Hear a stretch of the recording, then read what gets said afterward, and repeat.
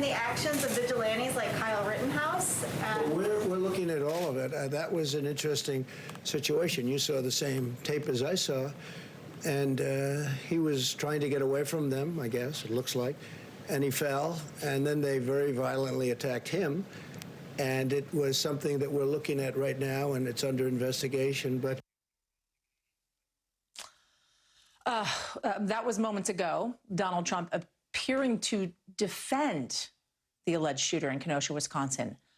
Back with me, Reverend Al Sharpton. Rev, I don't know how you're feeling hearing that, but I got to say it's pretty shocking to hear the president say something like that. Even after 4 years, I am shocked to defend the actions of a 17-year-old man who killed 2 protesters, one of which was armed with a skateboard. And the last time I checked, I don't think a skateboard could kill someone. What did you make of the president's comments? It is the epitome of an insult to the intelligence of the American people for the president of this country to act like this young man that should not have been in the streets, by the way. It was after the curfew. He's walking down the street with an AR-15. Had he been a black kid on the other side of the city, he would have immediately, at best, been apprehended because they were told it was a curfew. But for him to act like a young one had a skateboard, one unarmed, and they're dead, and the president to come up with some mock defense or suggest we need to look into it, but could not at all deal with Jacob, who was uninjured, since he wants to look at tapes. Look at the tape of Jacob that had nothing in his hand, was no threat to anyone, that was shot in the back 7 times. This is why tomorrow his going to Wisconsin is a campaign stop, is to try and act as though he's being proactive around something with law enforcement. If he was serious, he would do what President Obama did during Ferguson. He'd send the Attorney General in there, and the Attorney General would tell all concerned, including the family of Jacob, that we are going to have a serious federal investigation. That is why, as I said earlier, Yasmin, you can't have healing without the injury. You have a bunch of people in the waiting room talking about healing each other while you have the patient laying in the operating room hoping somebody would come and do surgery, and he's being ignored.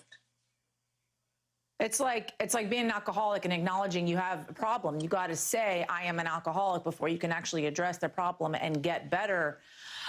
Rev, you know, I think about this a lot, and you and I have had a lot of conversations about racial injustice in this country because there's no better person to talk about it than with you.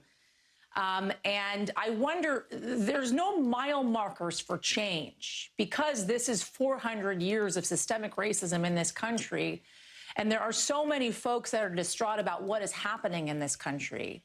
But what are the mile markers? What are the moments that we can look at and say, yes, change is on the horizon. Something is happening. The hiring practices in police departments is changing. Sensitivity training is happening in police departments. Community involvement is moving forward. There are folks that are getting rid of the hate that they carry in their heart, that they have carried in their heart for centuries. What are those mile markers? The first mile markers must be that we have to have equal protection under the law and have the right laws. We had started going in that direction with the policing task force that President Obama and Biden had set up that was totally disbanded by the Trump administration. We started going that way with consent decrees on cities that had a pattern of police abuse. We need to get back on that track. We need to also, therefore, pass the George Floyd Policing and Justice Act that the House of Representatives have already passed. McConnell needs to bring that to the Senate floor. That's what Friday's big march was about in Washington. And John Lewis's bill. We have, throughout American history, made some steps forward and then was pushed back with a backlash. We are in the backlash that is personified by Mr. Trump. We need to push past the backlash and go back on the road that was not perfect and certainly was not as far as we needed to go, but at least it was headed in the right direction. We've gone on a detour that's dangerous for all, including police. There are policemen that want to see this dealt with in a fairer way and not used as campaign props in Kenosha tomorrow. Reverend Al Sharpton, thank you. I hope to see you in studio one day soon, my friend. And remember to catch the Rev on Politics Nation weekends at 5 p.m.